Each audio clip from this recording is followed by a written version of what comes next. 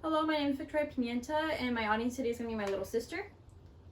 So you wake up early, you go out for your daily run, you get home, you eat a light breakfast, and off to work you go.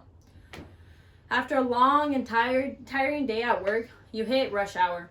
You're just tired and hungry. The last thing you want to do is get home and cook. So you say, screw it, I'm going to just order some takeout. Probably grab some Chick-fil-A or something. I think a lot of us are just guilty of doing this. I know I am.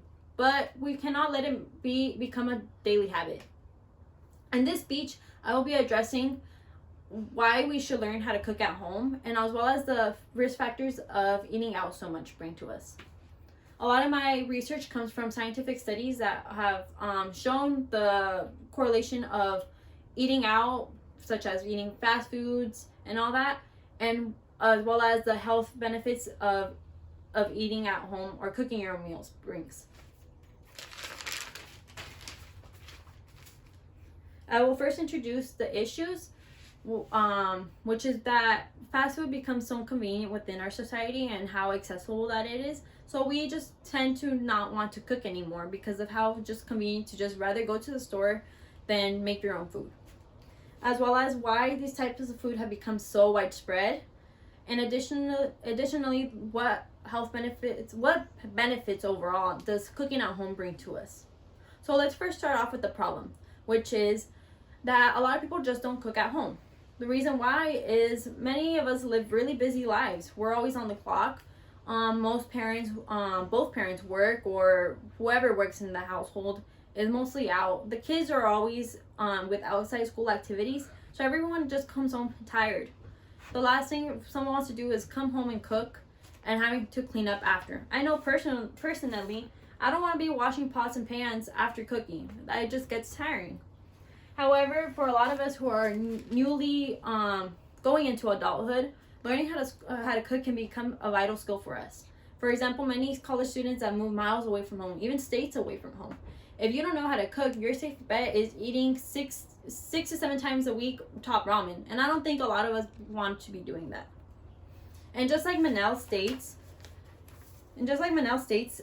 that pre-prepared and ready-prepared food are perceived as introducing monotonous diets and encouraging people to be less reliant on skilled cooks.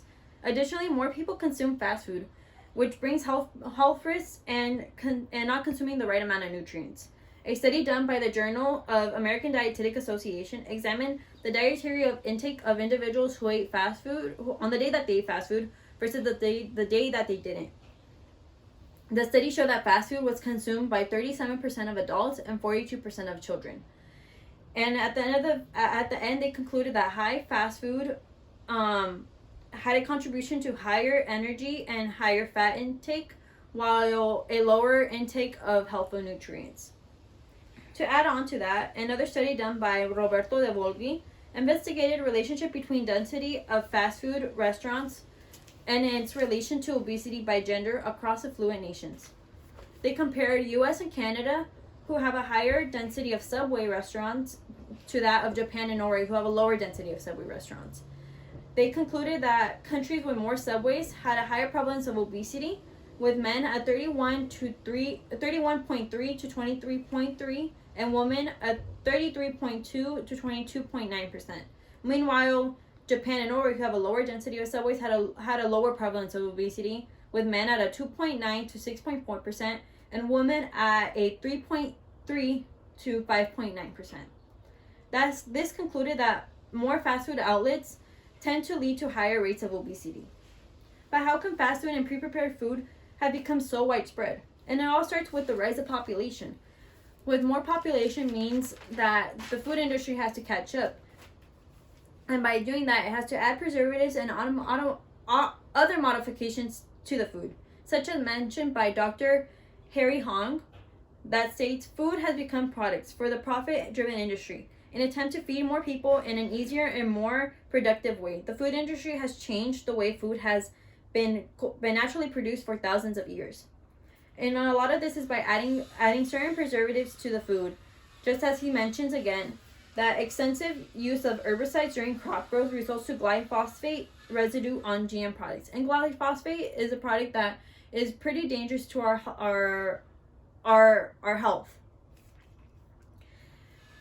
Though these help with like killing a lot of the insects and all that, and brings a surplus of foods. At the end of the day, a lot of it is prepackaged and frozen, and nothing is entirely fresh. And by eating out more instead of cooking at home, the less control we have on what is put into our diet, which is stated by Chef Dan Churchill, who says that cooking at home gives more control over the qualities on what we put into our diets.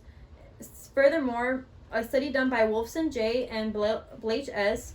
had subjects in 2007 to 2010 who were 20 years and over, and compared those who cook 0 to 1 times a week to those who cook 6 to 7 times a week.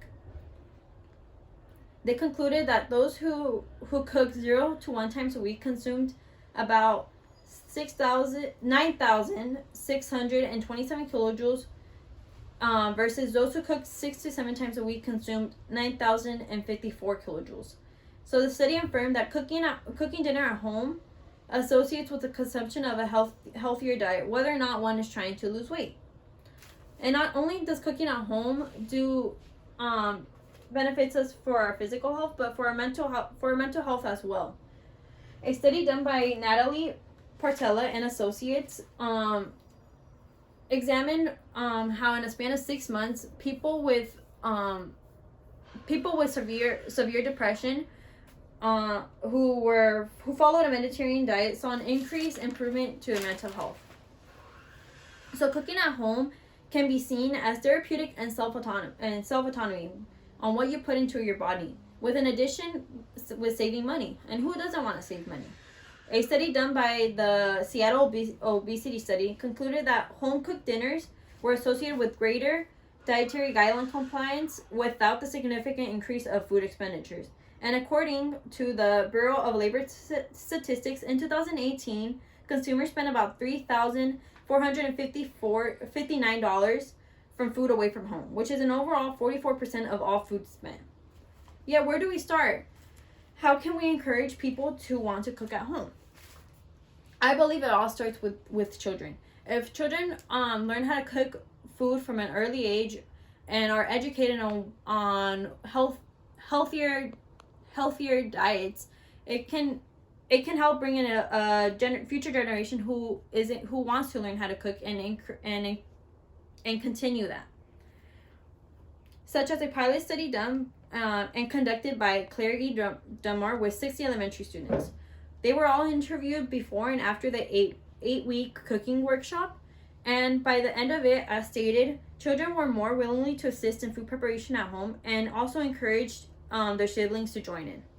So if children begin to have confidence cooking with their cooking skills, it can help them become skillful adults with fewer barriers to food preparation.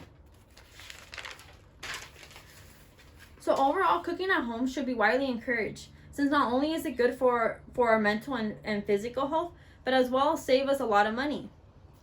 Yes, fast food can be good, but we cannot let it become a daily habit. So next time you contemplate getting takeout after work, just think, what will benefit my body more? Some cheeseburger and fries, or a steamed veggies and a grilled chicken? I assure you, you'll feel a lot more energized and proud of yourself for cooking your own meal. Thank you.